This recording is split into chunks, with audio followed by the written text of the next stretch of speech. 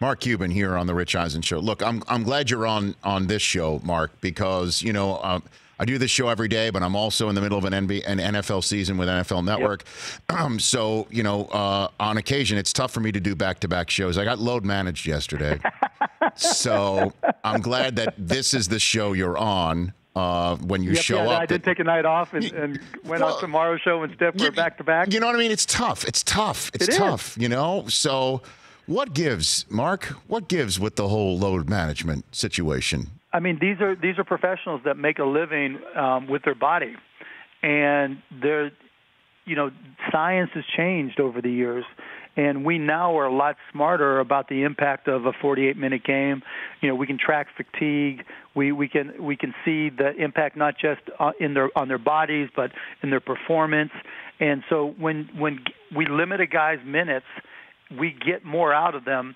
And not only that, but hopefully for the Mavs back to the playoffs, we tend to balance it out so our load management isn't just reduction of minutes.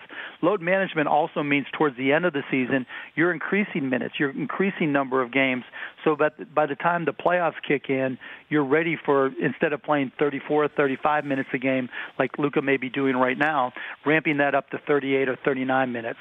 So while everybody talks about load management as being a reduction, that's typically towards earlier in the year, but towards later in the year, that load management means increasing the number of minutes and being able to take on a more strenuous load. So take me behind the scenes here, certainly with your team. Are these dates already predetermined before you even take the floor to start the season, that you did this day, that day? So it's not? No, they're not. No. So it depends on circumstances. Did you have an overtime game? Was it a tough game? So he was playing, 39 minutes instead of 34 minutes. Was somebody injured? So something else changed. So it's not preset where, okay, here's the schedule, we're sticking to it. It's very much contextual. Well, it's also not just about the number of minutes that somebody's playing on a certain night. I mean, I don't think fans would care about that because they're actually seeing the player that many of them have spent hard-earned American dollars and a lot of planning on to see, certainly if it's just one time that they get to see a certain star coming into their town. So what do you say to fans that hear the term load management when they don't get to see one of the star players in their town? It beats the heck out of them being hurt and a bunch of fans not being able to see them. You can just see across the league that there was a point in time when players, there were 10, 15 players in the league averaging 42, 43 minutes or more. I think Allen Iverson, had crazy number of minutes that he played. And it impacts their performance, and it leads to injuries. And so, would you rather, even if we just come into an Eastern Conference town and you miss Luka or it might have been Dirk or whoever for a game, we try to look at it from a bigger picture and say, it might have been 6 games or 8 games or longer if you really got injured, and injury levels are higher when you don't pay attention to how much work a guy's putting in. I think I know the answer to it, but I'm going to ask it anyway because I know you like going back and forth and having a conversation on stuff like this. Sure. Obviously, players can play all 82, but if the mentality of the membership and also front office and also coaching staff and health and wellness staff all says they're going into a season where this guy's not going to play 82, then why play 82 games? Oh, I mean, those guys still want to get paid. They do get 52% of the revenue, And remember, a big part, what's the goal? The goal is to win a championship, period, end of story.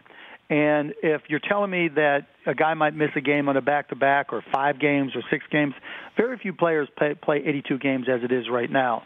And so if somebody's playing 74 games because of load management, but come playoff time, they're a lot fresher, their legs are there, they're not as dinged up as typically is the case.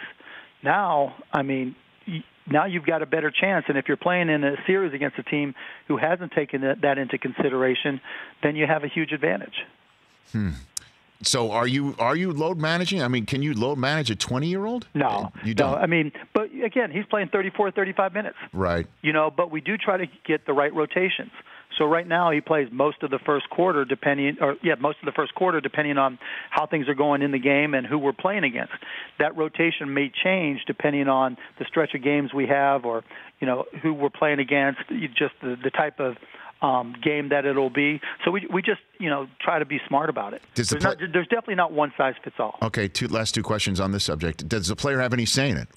Yeah, of course. Yeah? Yeah, I mean, we're going to listen to them, but players want to keep on playing. I mean, they know what their bodies feel like at the end of the year, and they know that when they feel fresher, they play better. And, again, going into the playoffs, you want to be physically at your best. And that's what matters more than anything. And then the last one is, maybe you don't know the answer. I'd love if you did, and you're a perfect person to ask. Who came up with the term load management? They deserve it. I have no idea. Probably Shaq. Is that because he is a larger load to manage? I mean, because that person deserves an award of some kind to come up with a term. Yeah, like it's a great term. No, you know what it was? It was some team that put it on there as an excuse to the NBA, but I don't remember which one. For more of The Rich Eisen Show, tune to Audience Channel 239 on DirecTV for free on BR Live, or download the Rich Eisen Show app.